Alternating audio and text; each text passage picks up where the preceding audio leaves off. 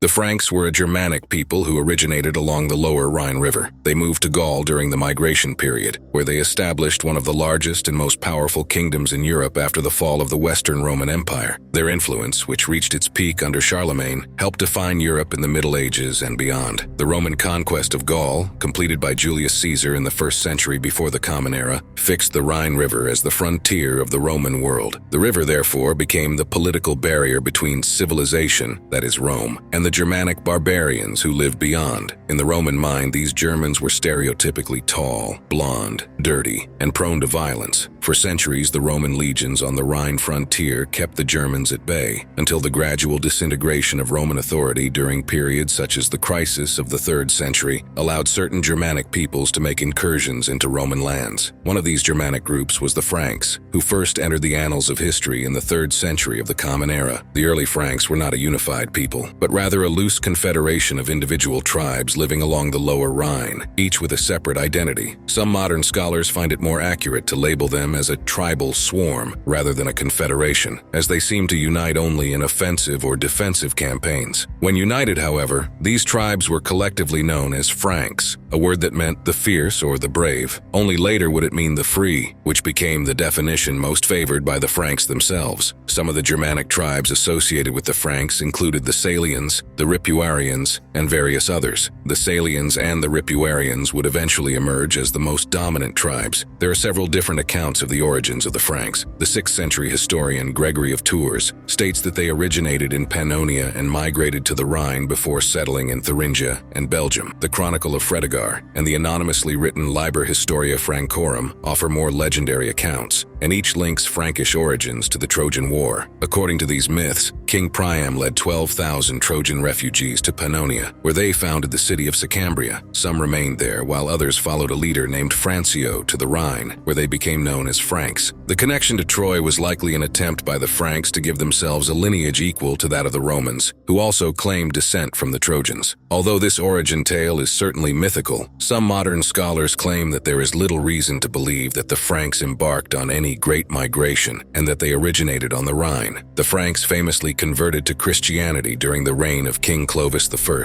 Before that, however, they probably practiced a variation of ancient Germanic paganism. This mythology centered on several gods, who were linked to local cult centers, with forests being especially sacred. While the early Franks probably believed in some iteration of Wodan, there were some symbols specific to them. The image of the bull, for example, seems to have been particularly significant. A sea beast with a bull's head called Kinotaur was said to be the father of the Frankish leader Merovingian, while a golden bull's head was discovered in the tomb of the Salian king Childeric I. Like their religion, the Frankish language also began as Germanic before its gradual Romanization. The original language was a West Germanic dialect, different from Gothic or East Germanic. When the Franks settled in Belgium and northeastern Gaul, they mixed with the local population, causing linguistic changes for both groups of people. In northern Belgium, the Netherlands, and Germany, where the initial Frankish presence was most significant, people began to speak Germanic-influenced languages that would evolve into Old Dutch and Flemish. Before their unification, each Frankish tribe followed its own set of laws, memorized by a law speaker. Between 507 and 511, during the reign of Clovis, a civil law code was written to apply to the new Frankish kingdom, which became known as the Salic Law, named after the dominant Salian tribe. The law code was written primarily in Latin and dealt mainly with inheritance and criminal justice, forming the basis for some future European legal systems. The Franks were first mentioned by a contemporary Roman source in 289 of the Common Era, although the Franks had probably been fighting against the Romans for decades. A Roman marching song dated to 260 refers to the death of thousands of Franks, while archaeological evidence suggests that the Franks were attacking Roman Gaul as early as 250. By the late 3rd century, the Franks were conducting numerous attacks on Roman territory both by land and sea. Frankish pirates were recorded as having sailed as far as the Mediterranean and plundered as far as North Africa. These incursions demanded the attention of the Roman emperors, emperors, who launched several successful campaigns against the Franks. In 289, the Frankish king Genobaudes was recorded as having surrendered to the Roman emperor Maximian. In 307, the Frankish tribe of the Bructeri was defeated by Constantine I,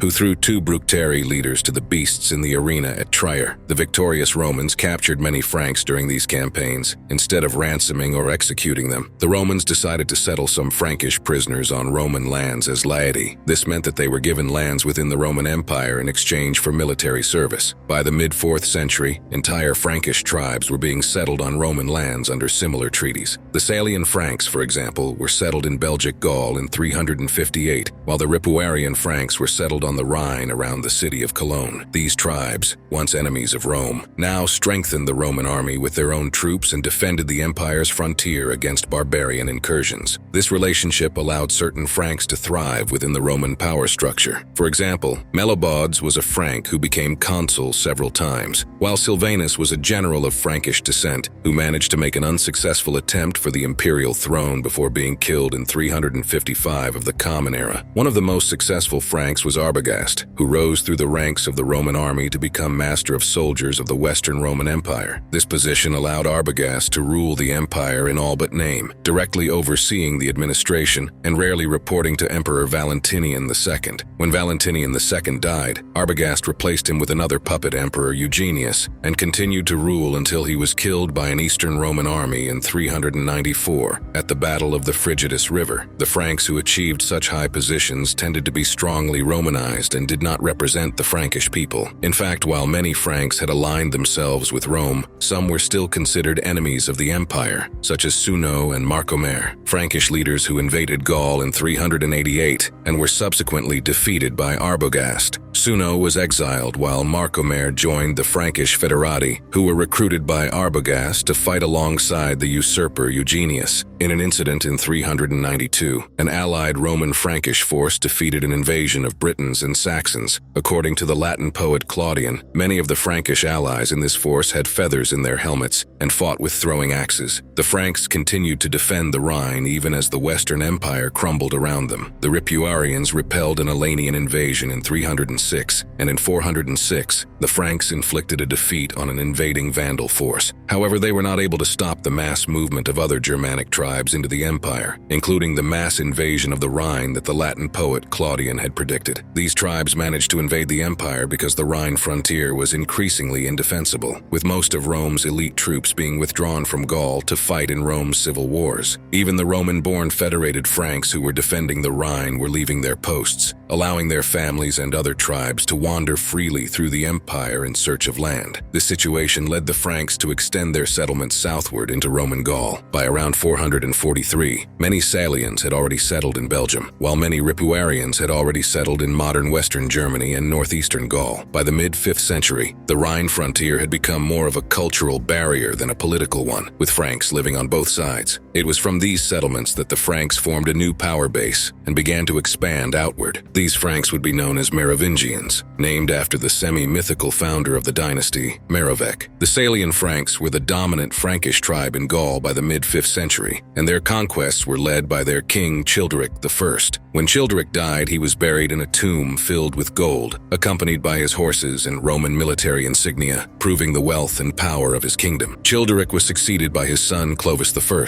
the first great Merovingian ruler. Clovis consolidated Frankish power by defeating and absorbing rival tribes. Clovis's kingdom grew in power when he began annexing other Germanic kingdoms. A notable example was the kingdom of Syagrius, the last vestige of the Western Roman Empire in Gaul, centered on the city of Soissons. King Clovis launched a successful campaign against the kingdom of Soissons, defeating the king of the Romans, Syagrius, at the Battle of Soissons in 486 and assassinating him soon after. Clovis also campaigned against the Alemanni, whom Clovis defeated at the Battle of Tolbiac in about 496. Like his father, Clovis had a complex relationship with the Romans, being simultaneously their ally and enemy. For example, Clovis often fought alongside Roman troops, but also employed Roman federates to help him in his conquests. He had already become an honorary consul of the Eastern Roman Empire in 508, an honor he graciously accepted, even wearing a purple cloak in a triumphal procession in Tours. Clovis likely had to adapt Roman laws to these new conquests, and he subsequently expanded the Salic law to apply to the new kingdom. kingdom. Clovis's relationship with the Catholic Church was equally complex. The Franks were pagans for most of Clovis's reign, an anomaly at a time when most Germanic peoples had converted to Arian Christianity. During a battle between the Franks and the Alemanni, Clovis vowed to convert to Christianity if God granted him victory, and when the Franks won, Clovis fulfilled his promise. He was baptized in Reims around 506, along with 3,000 of his men. The Catholic Church saw his conversion as a momentous event, as Clovis was now the only Catholic Germanic ruler in the West. This relationship meant that the Franks and Catholics had aligned interests. The Franks ensured the support of the Church, while the Church saw the Franks as a protective force against Arian Germanic peoples. In 508, Clovis launched a campaign to overthrow the Visigoths. After defeating the Visigoth king Alaric II at the Battle of Vouillé, Clovis annexed Aquitaine to his growing kingdom. At its peak, Clovis's kingdom included most of modern France and Belgium, as well as parts of western Germany and modern Switzerland. After Clovis's death in 511, the Frankish kingdom was divided among his 4 sons, according to Germanic tradition. This division led to the formation of 4 sub-kingdoms: Austrasia, Neustria, Burgundy, and Aquitaine. Although these divisions often resulted in rivalries and civil wars between the heirs, the Merovingian dynasty remained in power for almost 3 centuries. During the Merovingian period, the Franks continued to expand their territory. The kingdom benefited from marital alliances and successful military campaigns, consolidating its dominion over most of Western Europe. However, the real power of the Merovingian kings began to decline over time, and the true power holders became the mayors of the palace, a position that essentially became that of a prime minister. In the early 8th century, the mayors of the Palace of Austrasia, belonging to the Arnulfing family, began to gain prominence. Charles Martel, a member of this family, played a crucial role in defeating the Muslims at the Battle of Poitiers in 732, preventing Islamic expansion into Western Europe. This victory consolidated the power of the Arnulfings and paved the way for the rise of the Carolingian dynasty. Charles Martel's son, Pepin the Short, succeeded him as mayor of the palace, and in 751 deposed the last Merovingian king, Childeric III, assuming the throne for himself with the approval of the Pope. Pepin was anointed king in a ceremony that solidified the alliance between the Frankish kingdom and the Catholic Church, an alliance that his son Charlemagne would strengthen further. Charlemagne, also known as Charles the Great, ascended to the throne in 768 and considerably expanded the Frankish kingdom through a series of military campaigns. He conquered Lombardy, subdued the Saxons, and expanded the kingdom to include most of Western Europe. In 800, he was crowned Emperor of the Holy Roman Empire by Pope Leo III, an act that symbolized the renewal of the Roman Empire in the West. Charlemagne promoted administrative reform, education, and culture in what became known as the Carolingian Renaissance. He encouraged the copying and preservation of manuscripts, founded schools, and supported the development of arts and sciences. His empire became the cultural and political center of Western Europe. After Charlemagne's death in 814, his empire was ruled by his son, Louis the Pious. However, after Louis's death, his sons divided the empire among themselves by the Treaty of Verdun in 843, resulting in the fragmentation of the Carolingian Empire into 3 kingdoms: West Francia, East Francia, and the Kingdom of Lotharingia, which included Italy. This division weakened central power and led to the political fragmentation of Europe, with the emergence of new kingdoms and duchies. The feudal system became predominant, with local lords exercising power over their lands and vassals, while the authority of the Carolingian kings gradually diminished. The legacy of the Franks is profound and enduring. They not only shaped the history of Western Europe during the Middle Ages, but also left a lasting mark on European culture, law, and politics. The Salic law influenced later legal systems, and the Carolingian Renaissance helped preserve and revitalize classical knowledge. The Franks, through the Merovingian and Carolingian dynasties, played a crucial role in shaping the nations of France and Germany, and their alliance with the Catholic Church helped define the relationship between church and state in medieval Europe. Charlemagne's Carolingian Empire is often considered the precursor to the Holy Roman Empire, which played a central role in European history for almost 1,000 years. Did you like the video? Then leave your like and subscribe to the channel. See you next time.